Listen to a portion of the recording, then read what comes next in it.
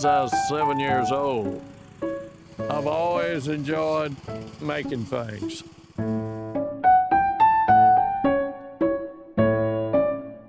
I can just think up an idea and I picture it in my mind and just go make it. It's almost like if he can see something, it goes in his eyes and comes out his hands in making it. When I think of Leonard, I think, man, he's a genius. Genius covers a lot of territories and a lot of categories, but he can just make stuff out of thin air. He was born with mechanical ingenuity and a bunch of it. I know what I can do, and I also know what I can't do. I'm not a computer person. I haven't had any computer schooling or training. The way I always figured, if I'm on the computer, I can't make anything until I get off of it, so I still wouldn't mind giving it a try, but I'm 88 right now.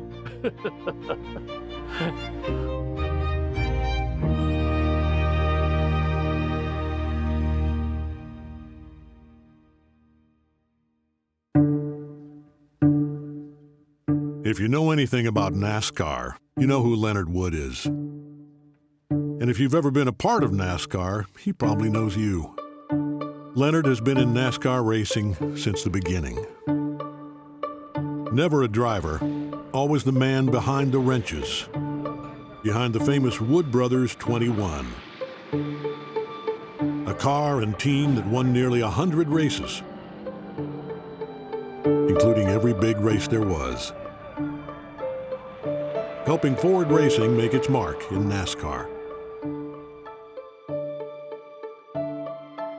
Now Leonard is retired from full-time racing, but at 88 years old, he hasn't slowed down. His latest project, a half-scale replica of Henry Ford's first race car, the Sweepstakes. A car that some say started the Ford Motor Racing legacy. When complete, Leonard's tribute to Henry Ford will be gifted to his great-grandson, Edsel Ford. I've been a Ford guy all my life, and I just thought it'd be a great way to celebrate Henry Ford, you know. Just looking at this little car, that shows what a genius he really was. In 1901, Henry Ford tried to start a car company and wasn't successful. And so some way they came up with a race with Alexander Winton. And he was kind of the Chevrolet type guy. And it was a big race. And Henry Ford goes on to win the race. With that win, that attracted investors. And 3 years later, in 1904, Henry Ford started Ford Motor Company. So Leonard, he wanted to be able to half-scale replica. Mr. Ford got him hooked up with the people at the Henry Ford Museum, and he was allowed to go up there and like get on top, under, beside of the real one. And so he took like 300 pictures himself. I don't have the real car here to look at, so I just look at the pictures and see if I can come up exactly how it was made. The fun part was seeing how intelligent Henry Ford was to make this thing the way he did back in 1901. And of course, I always was a fan of Henry Ford back when I was in school. I used to draw pictures of his cars and trucks and all that. You're talking about what inspires you. That inspired me to make it like a real one as near as I could. Let me go get that cardboard.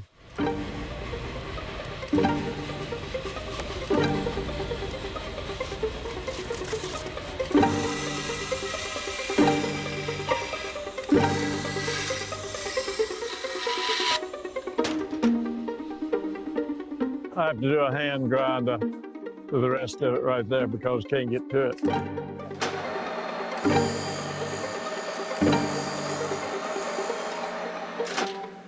With that Sweepstakes car, Leonard and our machinist, Benny, both look at it like, we have tools now that could build better. So we should be able to do that as well. They did it 100 years ago. All the mathematical work involved in scaling down to half size, most of the time that's done on CAD drawing machines. Mr. Leonard did that on his own. He's never been to school, but he is an engineer. He knows about a lot of things that you might not think he would know.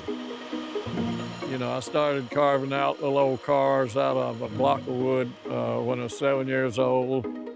Center part of a poplar tree. The outer part's white, and it's tough and harder to carve. And then the center part is yellow, and I'd get that and carve little cars. I'd get like 75 cents a piece for them.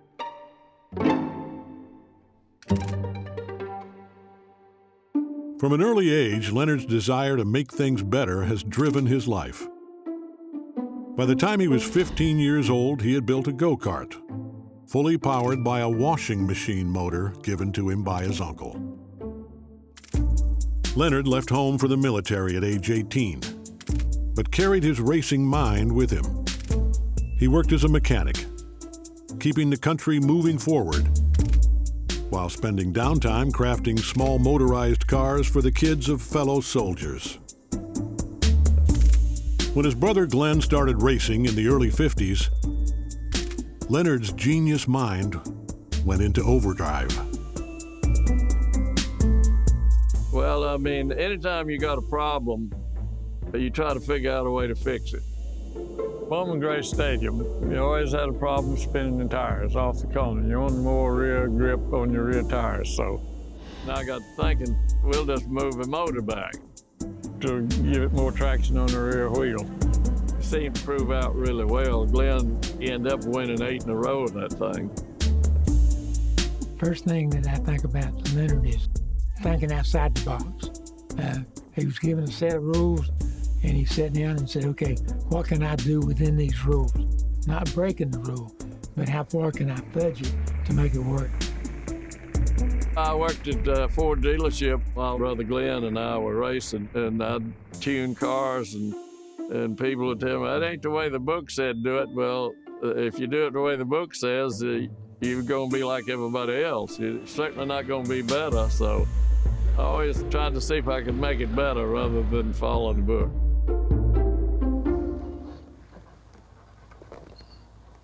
This has to have a certain overhang, is the way the real one is made. Every little car that he makes, there's no instructions. There's a little back seater, like my dad raced at Bowman Gray Stadium in the 60s. There's a little one of them. Craftsman truck that my son drove, it's a replica of it. And then the sweepstakes, but he makes every one of them in his mind as to how he wants to do it. And the how to do it part is what always amazed me.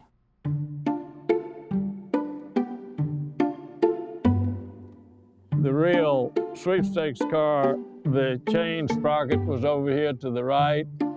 And so I had to turn the motor around to get the sprocket on this side. And when it did, it wanted to run the wheels backwards because the motor's turning the wrong way. So that I ended up making a gearbox. 2 gears running against gears will reverse the direction.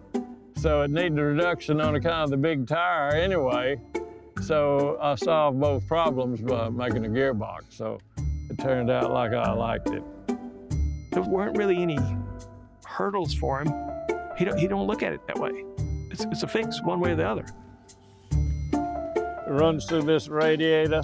Benny, he machined these tubes. It's got holes in them. It's just like a real radiator. The water will circulate back through into the motor.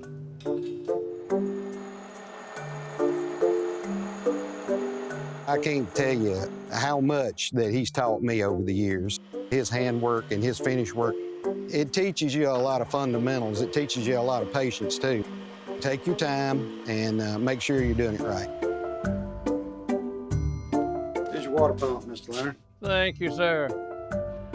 This is the water pump. It circulates the water through the water tank back to the motor. Looking back at how Henry designed it, it was remarkable. There was some things about that thing that were really innovative for the time period, because he's talking about 1901. But he would say, I understand what Henry Ford was thinking.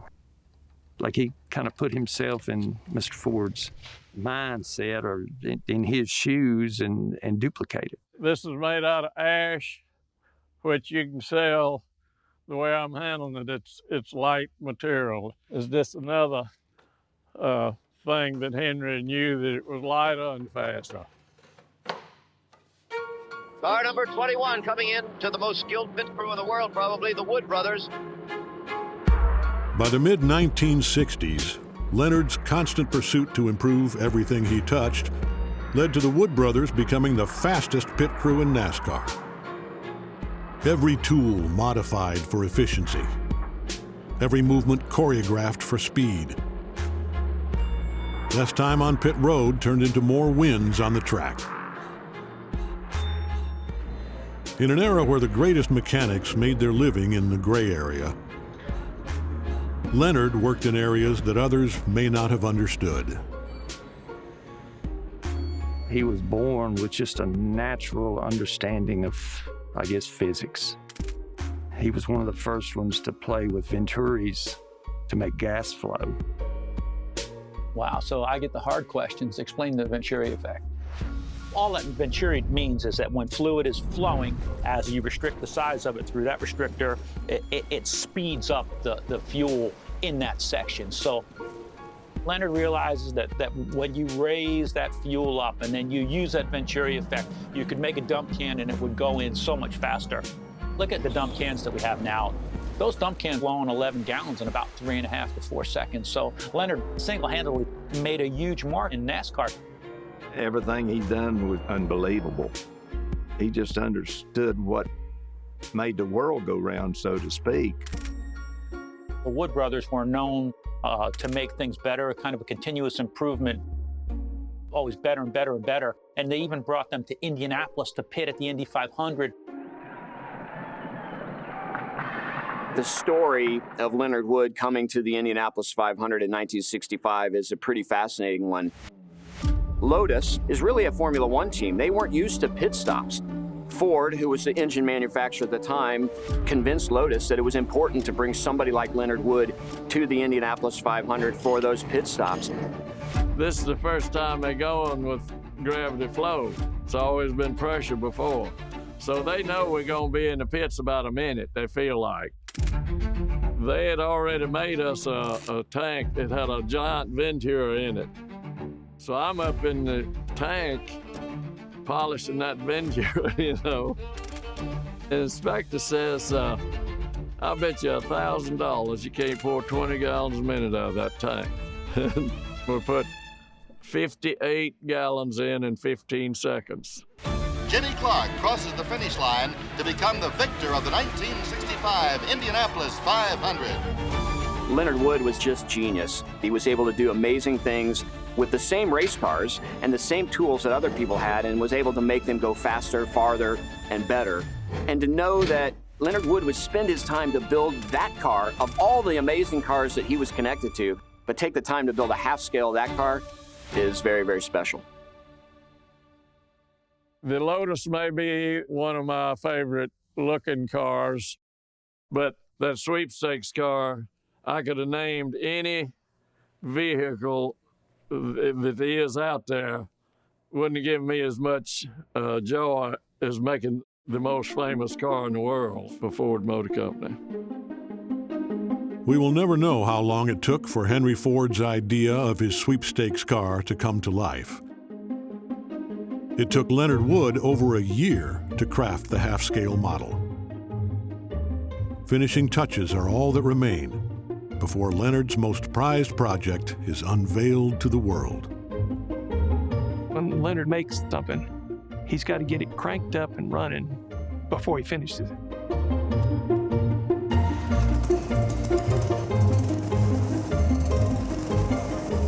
And every one of them fixes it where he can drive them.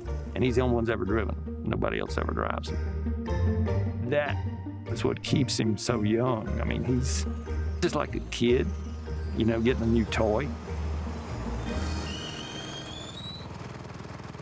Yeah, it seems to be running fine, and I think it's ready to give to Edsel.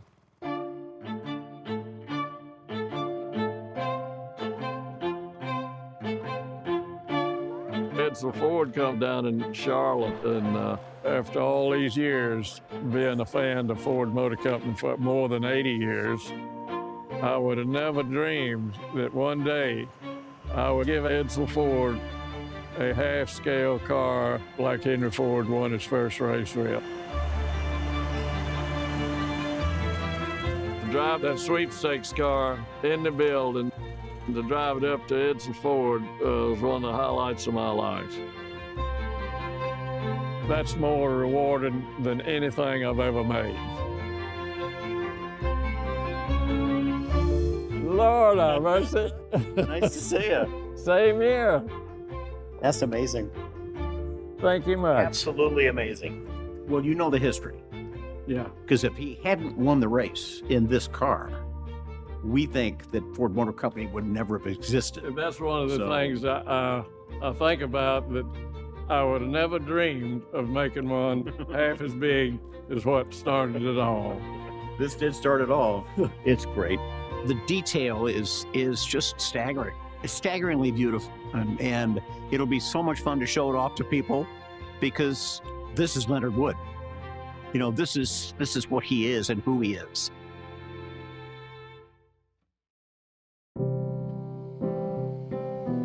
Leonard Wood's half-scale sweepstakes car is nothing short of a masterpiece, built by a master. The music world has Mozart. The art world has Michelangelo. The racing world, well, we have Leonard. We'll all come to the end someday, and that's the day you'll stop. And I don't see that in sight. I think that's what keeps him going, is projects. His mind is almost out in front of him, like he can't catch up.